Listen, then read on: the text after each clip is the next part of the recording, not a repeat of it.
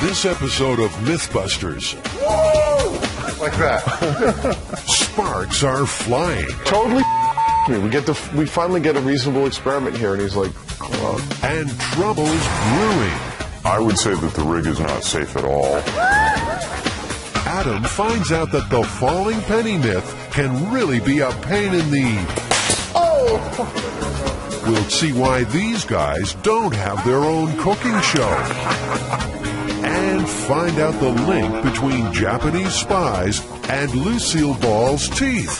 The Morse code. Who are the Mythbusters?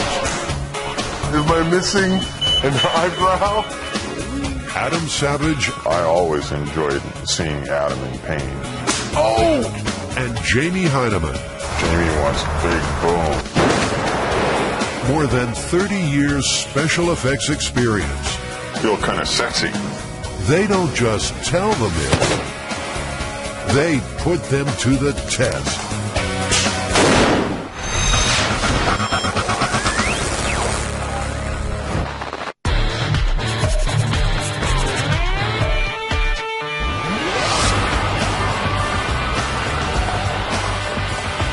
This myth originated in the Big Apple atop an architectural icon, the Empire State Building.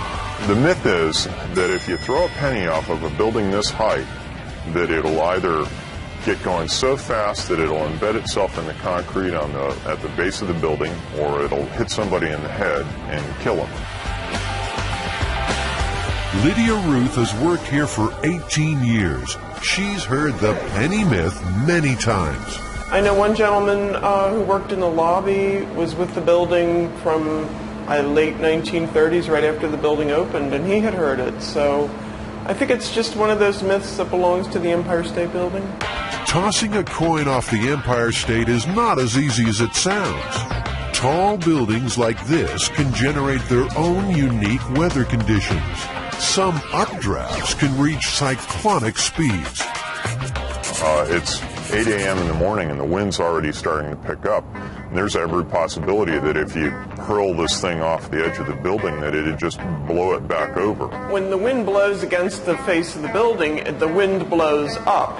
And you might have heard the story of it raining up or it snowing up. Well, that actually does happen. It will blow against the side of the building. There's an updraft.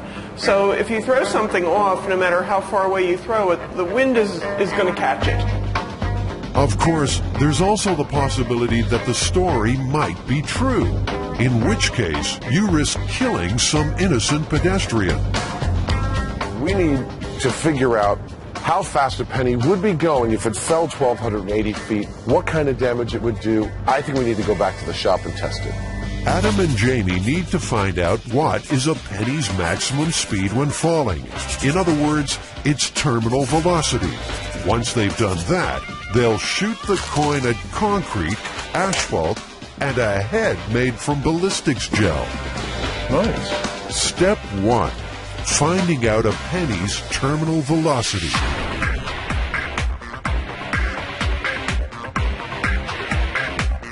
Now, we know a person's terminal velocity is about 120 miles per hour.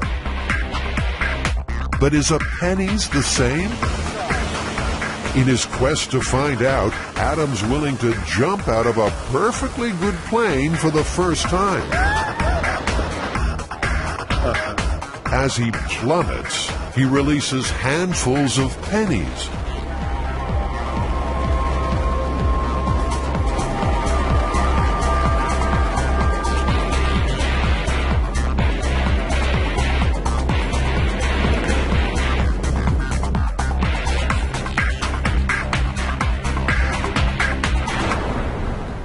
Well done. How'd it go? That was amazing. I mean, it's unlike anything I've ever tried before. You really should have done it. What'd the pennies do when you let them go? The pennies flew right out of my hands. I opened one hand and then the other, and the pennies just like shot out towards the sky. Out of one hand, they hovered for a second in like the burble above my hand, you know, the air bubble vortex, and other than that, I was traveling way faster than they were. I want to do it again. That was awesome.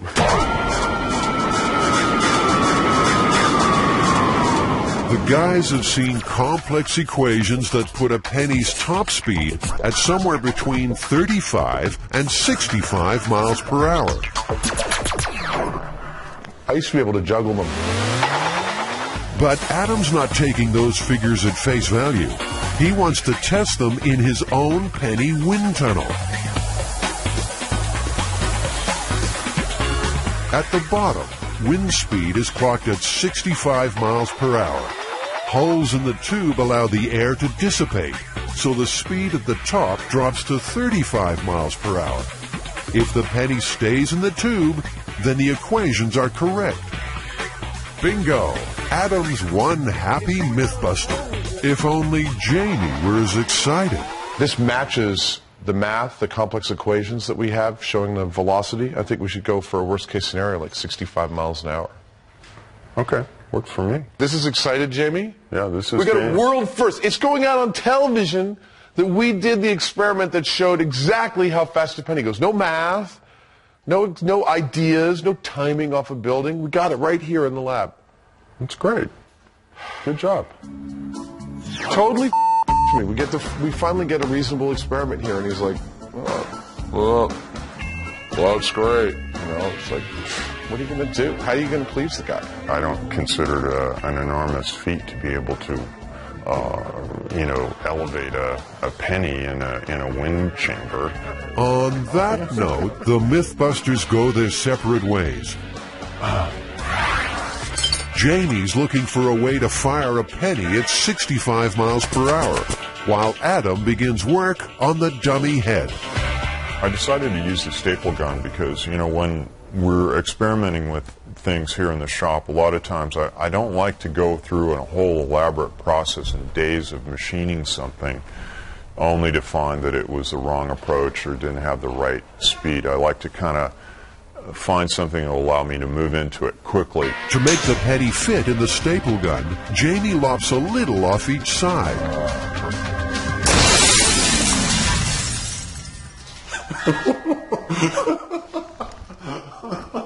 Whoops. We should get out of here. That's mercury vapor there. Okay. Well, the good news is it works. I guess I should look up before I shoot those things. Well, that worked. Next, Jamie has to measure how fast the penny is going. We've taken a staple gun, like what you would have in a normal wood shop. We put it in front of a chart that we can track the speed of the penny with. We've got a concrete block and a high-speed camera. So we've modified this staple gun to accept the penny. We're firing it and tracking it, recording how fast it goes based on this information. It's time to see if Jamie's penny can achieve terminal velocity. The modified staple gun blasts the coin from 3 feet at the concrete block. Look, you can see the penny imprint. The penny traveled the 3 feet in 16/500ths of a second. The rig has shown that we can fire this penny at about 65 miles an hour, which is at the upper level of what studies have shown that the terminal velocity of a penny would be. Jamie's strong points are that he'll try a solution that seems ridiculous, chewing gum and nails to do something, and it will seem really inelegant, but he'll have grasped by trying that a central thing about the mechanics of what he's doing, and his solution therefore won't be too clever. It'll be very unadorned, very simple, but it'll work. But the staple gun's not perfect. It has to fire a whole penny.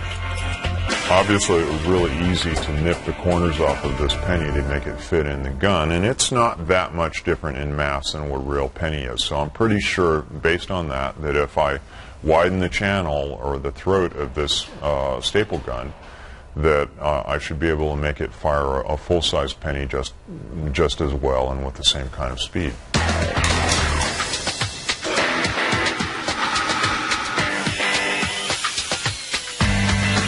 Well, it took relatively little work, and this is it's a high-velocity penny shooter. Terminal velocity gun right here. Meanwhile, Adam's mood has changed dramatically. Oh, screw. No, that's total wash. I'm going to argue against this. I don't have it today. I'm just going to get really frustrated. He's vacuum forming a mold to make the ballistics bust. It's a female skull, which is why I use the female head here. The skull is placed inside the mold and ballistics gel poured in around it. When it sets, the gel has the same density and elasticity as human flesh, which is why the FBI uses it to test weapons. Screw. The mold has sprung a leak. Paper toweling and glue stem the tide of gel. Most coins thrown from the top of the Empire State Building don't get very far. They wind up here, just 5 stories down on the 81st floor. It proves one thing, though. A lot of people have heard the penny myth. So it would seem that even though the myth is prevalent, people are pretty cavalier about testing it. Yeah, they do it all the time, and it scares me because if they really thought that their penny was going to kill somebody, what are they thinking? And it seems penny-related myths have always had plenty of currency. Pennies have long been associated with luck. In this case, really bad luck, but normally very good luck. If you find a penny, pick it up, and all day you'll have good luck. If you pass up a penny, you'll lose $1. If you find a penny that's heads up, it's particularly good luck and you should carry it with you as a charm. A bride should always have a penny in her shoe, and following the wedding, she should take that penny and get it made into a piece of jewelry, a pendant or a bracelet or something like that. Back in the workshop, Jamie's showing off his penny gun. Adam can't hide his approval. Oh my God. Damn. That is some serious impact there. I mean, are you sure this is 64 miles an hour? 64.4. Of course, now he wants to have a turn. He also apparently wants to do his own narration. Adam loads a penny into the lethal penny shooting device. This time, the penny is launched at a block of asphalt. The penny bounces right off. So the test shows that a coin traveling at terminal velocity cannot penetrate concrete or asphalt. But what about flesh and bone? Remember, the penny myth talks about a penny shattering someone's skull. Enter Norma, Adam's ballistics dummy. Norma's cranium will take the full brunt of a penny traveling at terminal velocity. Lights. Perfect hit. Lights off. The penny broke through the thin layer of ballistics gel, but the skull is intact. So, you ready to put that to the ultimate test? We've tried it on all the other stuff we've got. Want to try and catch it in your hand? The penny is leaving an imprint in the concrete when it hits, so, you know, I'm a little hesitant about catching it, actually. The Mythbusters are about to find out what happens when a penny traveling at 64 miles per hour hits skin. I'll do it. Okay. But you got to do it too, otherwise, you know, you're like a wuss. Okay, you first. Okay. Still a wuss. I'll kick your ass. Penny for your thoughts right about now, Adam. I'm scared. Okay. 3, 2, 1. Ow! That didn't actually hurt that much. We can try again. Okay. Looks pretty good. Are we ready? Ready, Adam? When you are. Okay, 3, 2. You hit me in the same exact place. It didn't hurt that much before, but now it really hurts. Oh, you baby. It looks like it's swelling. Yeah. It stings, but there's no bruising or broken skin. Well, I always enjoyed seeing Adam in pain. I'm not sure what it is. All right, Heineman. Are you ready? Now, it's Adam's chance for revenge. So, That was totally off. I felt it on my wrist. If it hurt, he's hiding it well. Adam. And you know how Adam wasn't having a good day? Well, Go ahead, shoot me in the ass. Come on. I can take it.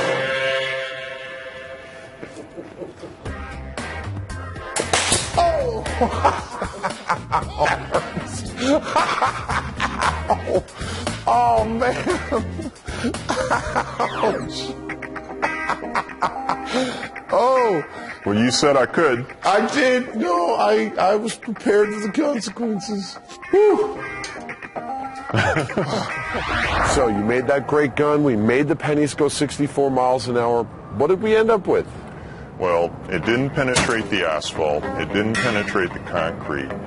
It didn't penetrate the skull of the ballistics dummy. And it didn't hurt your butt. Thank goodness. I mean, it kind of stung when we hit the bones on our hands. But, you know, the myth's not looking good. But that doesn't faze the Mythbusters. It's time to see how fast a penny has to go before it does serious damage. Anytime we get to play around with explosives, and gunpowder, and, you know, cool weapons and things like that, here at Mythbusters, we're happy campers.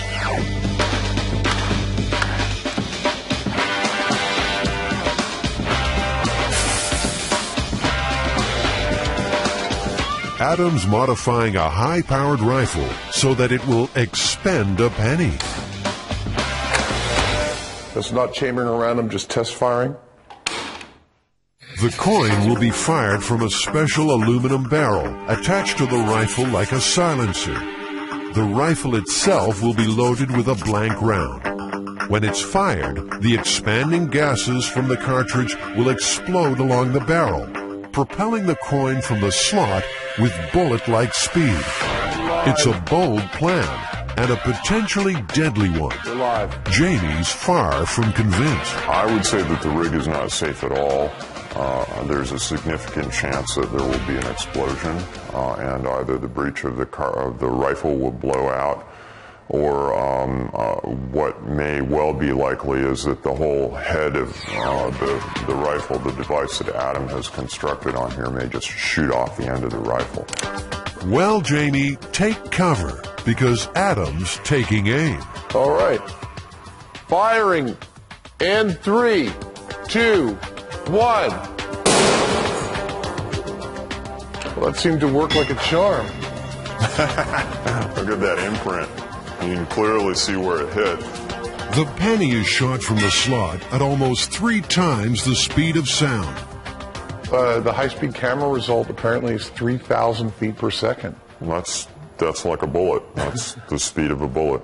The coin still did not end up embedded in the block. Where's the penny? This is one penny, however, that has been well and truly spent. The detail on the face of it is flattened. Work like a charm. And Jamie's forced to eat his words. Yeah. Congratulations, Adam. Thank you. I wouldn't want to get hit by that thing. 1 penny down. 1 to go. Even at supersonic speed, a penny weighing just 2.5 grams simply doesn't have enough mass to break through concrete or bone. Unlike, say, a real bullet, which in this case is 6.65 millimeters of solid lead. The penny drop myth isn't worth a dime. Oh man. I hate when that happens. Eliminating all the things that are in the penny's way from just reaching the ground. 64 miles an hour just wasn't enough to cause any kind of damage to a person. And then when we made it go almost 3 times the speed of sound, it still wasn't enough to break the bones. Yeah, I mean, the worst thing I can come up with is if you were looking straight up in the sky and you got hit in the eye, it probably wouldn't be very good for you. But even then, I don't know whether it'd take your eye out. I think we busted the heck out of this one. Myth busted? Yeah.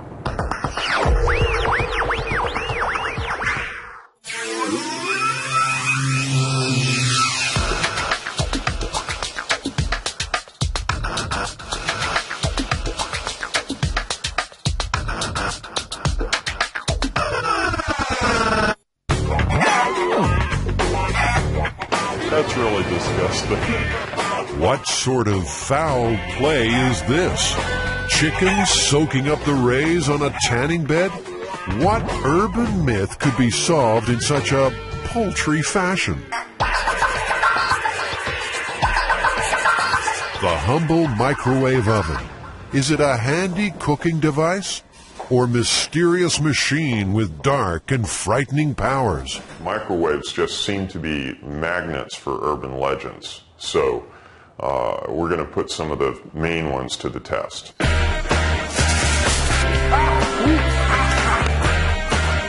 Whoa! You are the man.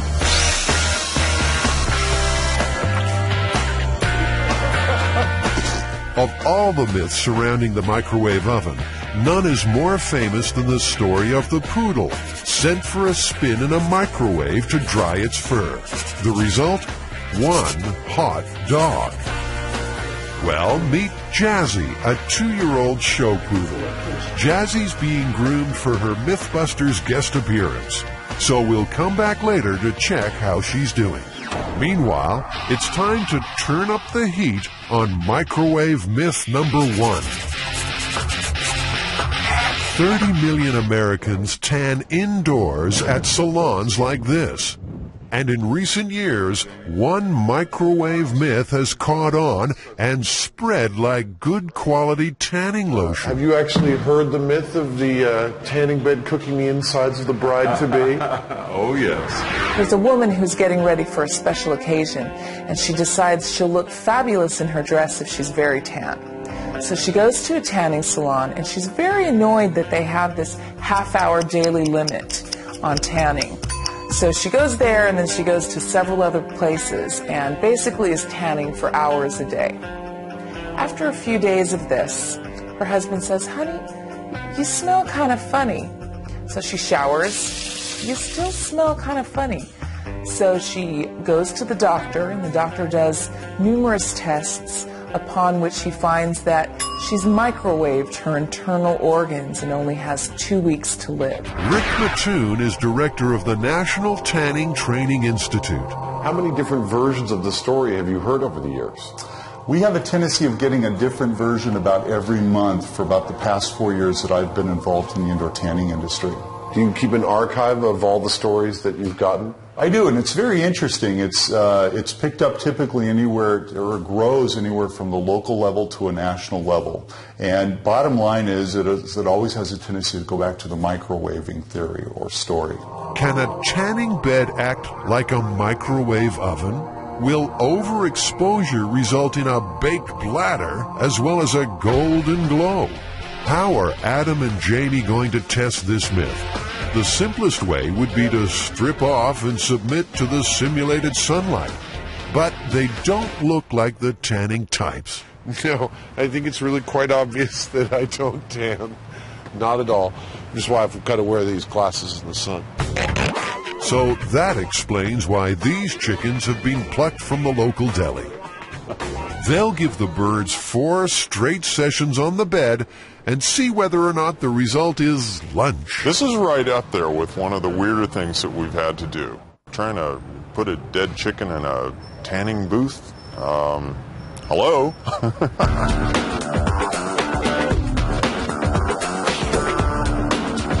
Time to see if the chicken's goose has been cooked. So how many sessions did these go through? 4 sessions, a total of 48 minutes on the tanning lights. So if I'd been in here, I'd be pretty badly burned by now. You would have a severe sunburn at this point. But would your gizzards be goners? Not at all. Pink and perfect. Not cooked on the inside at all. Basically, there's no difference between overstaying your welcome on a tanning bed and spending too long in the sun. Now, this story has been told and retold so many times. It's a very popular narrative. Indeed, it was published in at least 2 Dear Abby columns. So it's got a lot of veracity. A lot of people believe it. Also, the industry magazine, Tanning Trends, had to publish an article telling people that it's not true, don't worry about it. But clearly the narrative is still out there. Do tanning beds put out microwaves? They put out nothing of the sort. They put out light waves, That's all there is to it.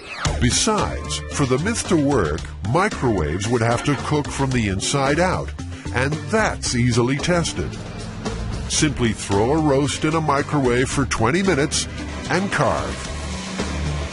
Look at that. I mean, it's totally cold on the inside. It's not heating from the inside out. It's definitely heating from the outside in. Yeah. The myth is totally busted. Apart from testing these microwave myths, Jamie also wants to build the microwave oven from hell. Let's take a moment to find out how microwaves actually work. A microwave oven uses radio waves to cook food. A device called a magnetron bombards the inside of the oven with radio waves, which react with water molecules in the food, causing them to vibrate at enormous speed. That friction creates heat, which cooks the food. The Amana radar range microwave oven is quality. In the early days, it was hailed as a revolutionary kitchen convenience. It's a family-sized turkey. 675 watts of cooking power means faster cooking than most other microwave ovens. Uses 50 to 75% less energy than a conventional electric range. 5 and 30-minute timers with automatic defrost cycle. This store has been selling microwaves ever since those heady times. The main thing I'm interested in personally is raw power. Well, the average microwave today is about 1,100 watts. But you can go up from there or you can go down from there. How many people are going to be using the oven? One very strange television show. Just one. Is this the soul of the microwave oven? Or the heart of the microwave. This is a little radio transmitter, and you plug it in, and it converts it to DC voltage, and out comes the microwave. And it looks like Jamie's suffering a little microwave madness. Sorry. Did you get enough, Jamie? Microwaves are really cool. You know, they're like X-ray guns. And I think the same thing that makes people afraid of them and makes them generate a lot of myths about them is what's always fascinated me. I'm going to, make this super powerful microwave gun that I can heat things up around in my shop with. And, that for me is a lot of fun. I think he wants to take apart all these microwaves and make some kind of super microwave. And I don't know if he's planned on shielding or anything, but I don't necessarily want to be in the building when he does it. Back at the workshop, it's time to test microwave myth number 2. That microwaving metal makes the oven explode. I once had a roommate where I accidentally put a spoon in my coffee cup in the microwave, and he refused to use it ever again. Made me buy him a new one. Wow. It's just those kind of misconceptions I want to clear up here on Mythbusters. Yeah. There you go. Adam and Jamie are going to microwave several metal objects. Just in case something dramatic does occur, the pair will watch from behind a Lexan shield. Lexan is a bulletproof material used in the windshields of NASCARs. It's time for the first metallic test subject.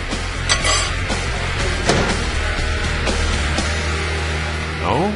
Nothing happening there. Spoon's been in there for 2 minutes. I don't see nothing. Turn it off. So, I'm guessing if... Ah! Ooh! The spoon was really hot. That spoon was really hot, but it didn't do anything. Okay. It didn't arc, it didn't, buzz or, all that stuff. Something else from the silverware drawer, perhaps? Fork in the microwave. Maybe the sharp prongs will cause sparks to fly. Oh, yeah, that's true. Not a thing. Adam and Jamie have heard that tinfoil scrunched into a ball can have an effect. Oh, that's cool! Looks like something out of Star Trek. It's beautiful, actually. Now, that's interesting. The microwaves are causing an electric charge to build up in the metal. Scrunching the foil allows the charge to jump the gaps. Jamie tries again, this time folding the foil into an accordion shape. Whoa! The Heinemann with the precognitive technique. Look at that! That's the best. Dude, you are the man. It just goes. Spectacular, yes. But explosive? No. A warning, though. Microwaving metal might result in magnetron meltdown. So metal in a microwave, is it true or is it false? Well, that's false with provisions. Only in the case of an object that is made out of metal that is contacting the sides, you can create some arcing there that would feed back into the magnetron and reduce its lifespan. That's 2 myths done and busted. Meanwhile, what's Jamie up to? Does he have a screw loose? Jamie's harvested the magnetrons from 4 microwaves. Looks like he's serious about building that super microwave machine. Scary stuff. Microwave oven. So we know metal won't turn your microwave into a bomb. It's time now for Adam and Jamie to investigate a microwave myth that is potentially lethal.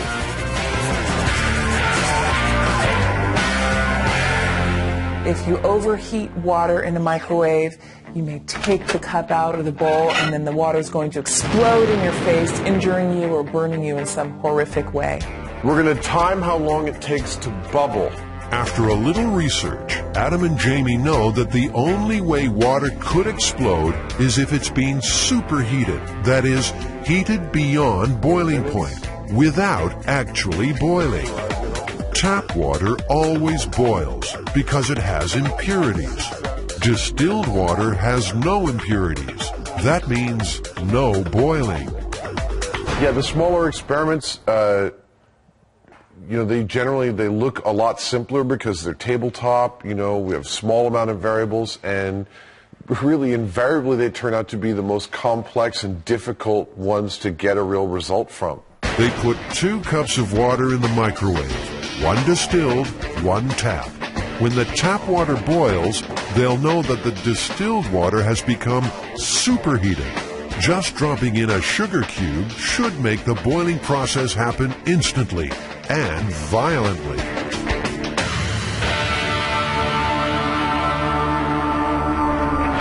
Hey! Spectacular! That would suffice. That was exploding water? It erupted, it left the container. Yeah. Quite a bit of it. If someone were holding the cup, they would definitely have severe burns. But if straight tap water can't explode, how likely is it that people will be scalded by exploding beverages? On your average day in your average house, it's not very likely. However, with the hundreds of millions of people using microwaves every day to boil water, reboil water, I'd say it could happen a few times a year around the world. Myth, absolutely true. Finally, Jamie's finished playing Dr. Frankenstein. What we have here is a super duper microwave oven. I've taken the guts out of 4 microwaves, the magnetrons, and I've put them in a box, all aiming at a single glass of water. So in theory, this should heat up that glass of water about 4 times as fast as a regular microwave would. Maybe it'll just go. We'll find out.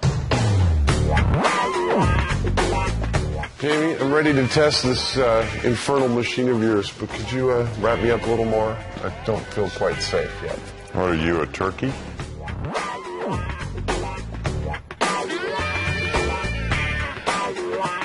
I wouldn't say Jamie's an evil genius. I know, this could be a wonderful mousetrap. I'm not sure he's evil, and I'm not sure he's a genius, but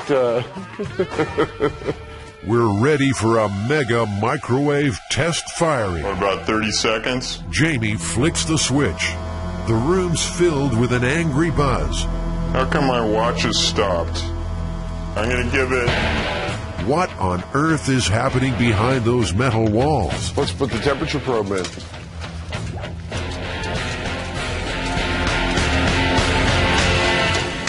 That doesn't look like it's boiling.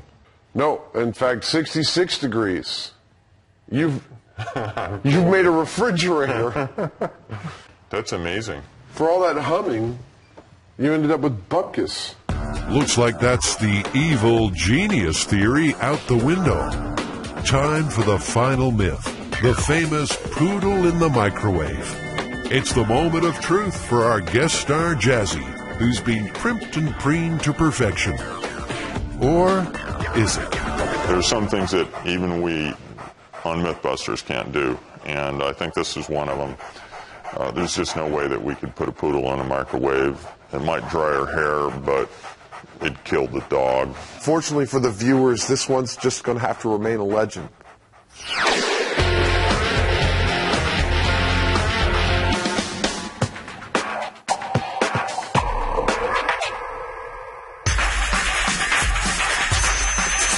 The story that we're looking at is from 1942.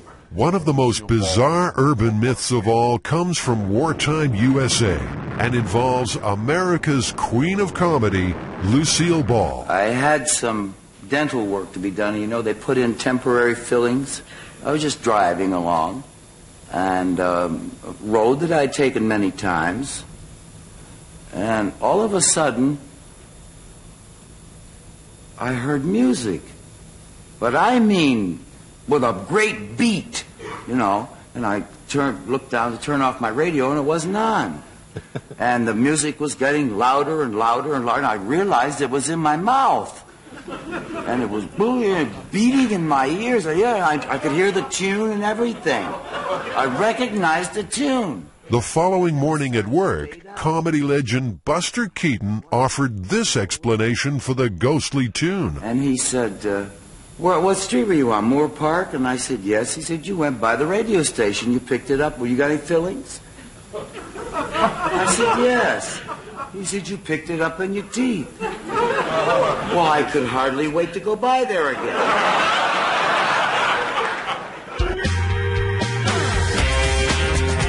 Here's a challenge Adam and Jamie can really get their teeth into. Is it possible to receive radio transmissions through the fillings in your mouth? We need to get a skull. Two of the skull's teeth will be given different fillings. One gold, the other amalgam. Also, obviously have to have some sort of a radio transmitter. That transmitter will pump radio frequencies into the air around the teeth. A voltmeter will monitor any change in electrical activity across the fillings. Well, let's do it. Okay. First question. Where are you most likely to come across a spare cranium? The number 4, the bone room. The number 4, UCSF School of Anatomy. The number 4, UCSF Dental School. I'm looking for a human skull. Do you guys have any skulls? A rental? Yes. Finding a skull is hard enough. Finding one complete with fillings, well, that's another matter. One with fillings. Would any of them happen to have fillings in them? So you don't have any with fillings right now? There's a dental charity. Eventually, Adam tracks down a skull. It's his father's.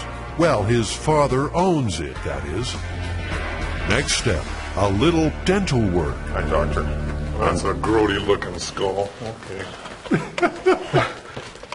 So, of a real dead person? Yes. But not got much teeth left. He has trouble eating his steak these days. Does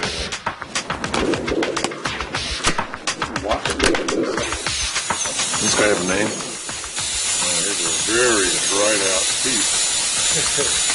Smells the same as it usually does. Yeah. I have 7,000 patients. I'm a practicing dentist. Never in my career of being a practitioner for 30 years had anybody complain to me they were picking up sounds or signals from their fillings.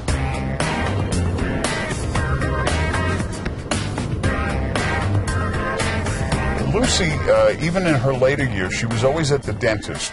She was always having some kind of dental work. I don't think she was blessed with great teeth. If anyone should know about the state of Lucille Ball's teeth, it's Jim Brochu. He was her close friend, unofficial biographer, and one of the last people to see Lucy alive. I spent every day with Lucy from, I would think, the middle of April of 1988 until the next year, April of 1989, when she died. And her name is Lucille Ball. Come on! And although the star mightn't have had great teeth, Jim's positive she was always of sound mind. Lucy had no kind of psychosis. She didn't hear voices.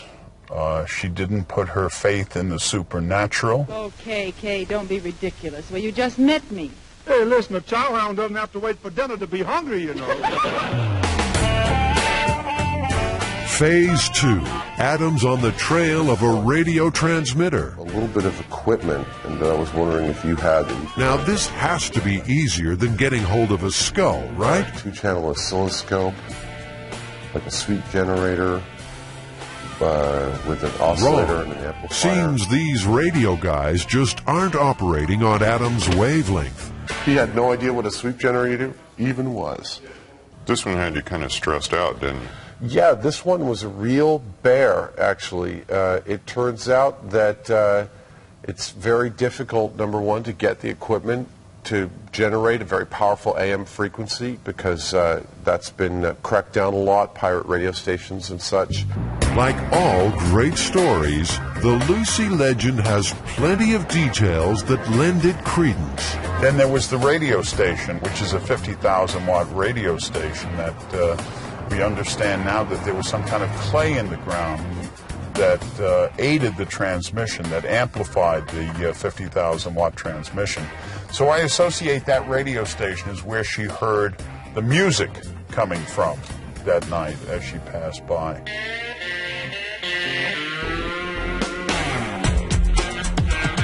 Things might be looking up for Adam in his hunt for that elusive radio gear. The Foothill Swap Meet is a Bay Area institution. Its stalls are a paradise for electronics enthusiasts. If he can't find what he needs here, he never will.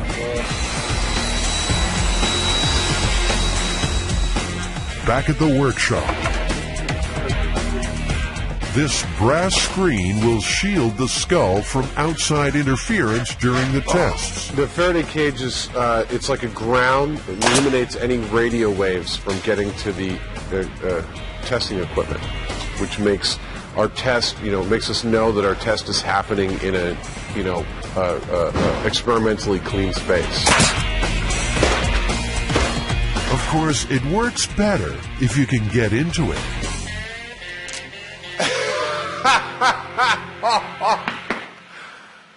I locked the door from the inside. All right. There's my Faraday cage. Let's see. No signal on the cell phone. No signal at all. One theory is that if Lucy's fillings were made from different metals, then they might just have acted as what's known as a point contact diode. Point contact diode is the basis of the earliest radio crystal sets. In fact, in World War II, soldiers in foxholes built what's called a foxhole radio, which we have a crude model of here, in which our point contact diode is simply a razor blade and a pencil lead. Two different metals combining to capture a radio frequency.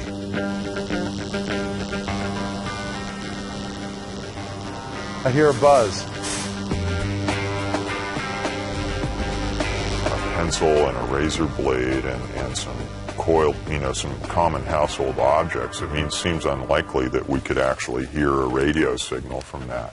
But we can. Yeah, well, right now we're hearing a buzz. Yeah, we're pulling something out of the air. Did Lucille Ball's fillings fleetingly become a primitive radio, picking up a signal and broadcasting it into her head? Tune and everything. I recognized the tune. One tooth already has an amalgam filling. We need another metal. And Adam and Jamie are going for gold. That is real gold foil.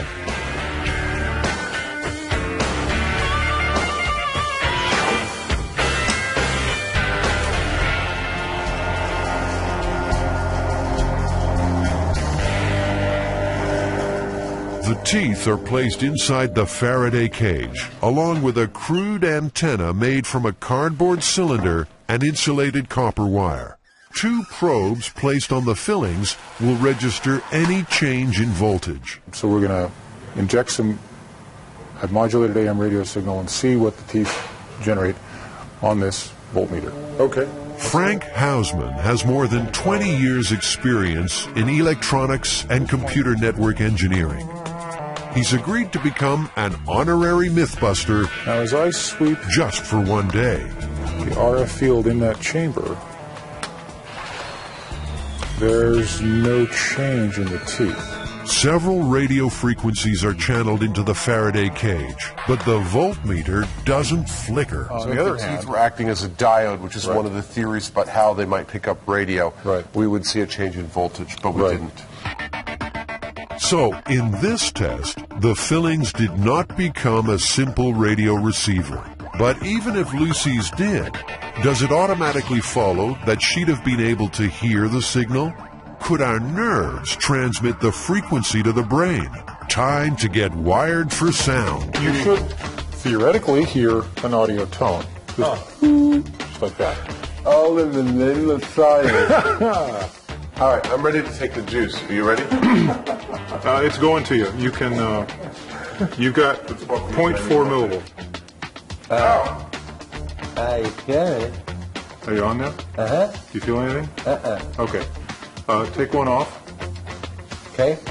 Well, I'm going to turn it up to 300 millivolts. This is about the highest voltage I'm comfortable putting out into your head. Of course, you say that. I'm just going to ask you to bump it up one more. No, I don't feel anything. I've just run it across several combinations of all my fillings. But what if you had metal somewhere else in your head?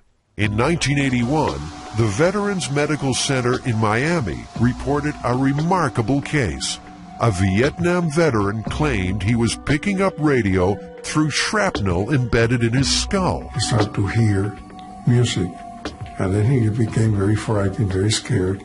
He thought that he may be going psychotic, being delusional. The man was successfully treated for post-traumatic stress disorder, but still, the band played on. It's the only case of this kind in the last half-century to be published by a medical journal.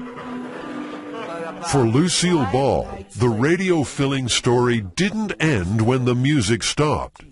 In fact, it got even zanier. I was going up another street, almost home, and I was passing 4 vacant lots. And as I went by there, I heard, and I'm picking it up on my teeth. I stopped the car. Then I looked around, in the Morse code, like. And I couldn't wait to get back to MGM the next morning and tell the security office, and they found an underground Japanese transmitting radio station. Honest to God. Is that a great story? A great story, without a doubt. But Morse code? Tapped out through tooth fillings? One of the theories is that it could be a galvanic reaction, i.e. that let's say you have 2 dissimilar metals in your fillings. You have a gold crown and an amalgam filling. That those in the solution of your saliva might actually be generating a small amount of electric current, like a battery. In that case, the galvanic reaction would be building up a charge that it was discharging. Build up and discharge and build up and discharge. And you might actually think that was Morse code. Jamie and Adam want to recreate what might have happened in Lucy's mouth. It's been a little while since this mouth saw any saliva, so Adam and Jamie are going to sit the teeth in vinegar. Vinegar's level of acidity should make it an excellent conductor. That ought to be enough for a little galvanic resistance. I have the teeth in solution just so that they're, the metal of the teeth is both in the bath of vinegar and slightly above. Okay, we'll set some probes next. All right. We have positive contact on everything here. Great. Adam and Jamie have heard the Japanese bombing of Pearl Harbor had just forced the United States to join the Second World War. It was after they had taken the Japanese out of California. and unfortunately put them in the camps. With people fearing a full-scale Japanese invasion, panic and paranoia raged. Professor Rusty Capps was with the FBI. He now lectures on Japanese espionage during World War II. There were all kinds of rumors after the attack on Pearl Harbor. There was one I'm aware of a Japanese submarine that fired, and I think the number is 20 or less than 20 rounds into a petroleum tank farm. There were also instances of Japanese trying to bomb America with high-altitude balloons that were going to drop incinerators. You didn't know how to reconcile this fear. So then suddenly you have Lucy, of all people. Hey, what am I going to get, a kiss or a quart of milk? If these incompetent Japanese people couldn't even get one over on Lucy, how could they hope to win out over our American military? So it's really a comforting tale for people of that time period. It's saying, well, they couldn't possibly win. All in all, I'm quite pleased. Okay. To test for a galvanic reaction, the probes are once again placed on the fillings. But now we're seeing 7 millivolts. Okay, let's see. And if you lift the probe off, Lifting. it should go to 0. And there it is. The fillings, reacting with the acid in the vinegar, are generating their own tiny current. This voltage would probably be similar to what would be if someone had a meal and their pH of their mouth was around this vinegar, around 4.5, 5. Right. That's right. This might exist in their mouth. That's right. Was Lucy's spy message nothing more sinister than a reaction between her fillings and her saliva? So it's possible someone could mistake that voltage discharge, if they had a nerve close to a filling, for something like Morse code. That discharge would be an oscillation, and they would feel it. And it wouldn't be pleasant, actually. A galvanic reaction can only occur in new fillings before the metal starts to corrode. Lucy's fillings were only a week old when the Morse code began to transmit. It would be more helpful if she actually knew Morse code and was able to translate the message. In 1994, 5 years after her death, Lucille Ball's FBI file was released to the public. All 142 pages refer to her involvement in the Communist Party. There's no mention of her role in foiling a Japanese spy network. If it had been true, I can think of no reason why it wouldn't have been widely published. The FBI, you have to remember, like all law enforcement and counterintelligence services, has one basic rule. If it ain't on paper, it didn't happen. And one of the things that she's thinking about, I'm sure, as she comes forward is, well, how about my career? You know, I'm an actress, but if I'm also a war hero, if I'm also able to help the war effort in this way, I mean, it's going to raise my stock dramatically. I don't know how much publicity this story actually got when it happened. I know eventually there was a Broadway show called Something for the Boys with her friend Ethel Merman in it. And that one part of Lucy's story about picking up the radio signals in her fillings was translated to this musical. I don't think Lucy had a reason to make up a story. I mean, she had a very rich, full life, full of wonderful stories that, she wouldn't have to make one up about herself. Adam, is the myth true or false? I think definitively we've shown that 2 different types of fillings do not act as a rudimentary radio crystal, and that there is some potential voltage or battery action occurring if you've eaten a lot of acidic food and you do have different types of metals in your mouth. It's busted. Okay, we'll call it busted. All right. Thank you, Lucy, for Pleasure. talking about I love We'll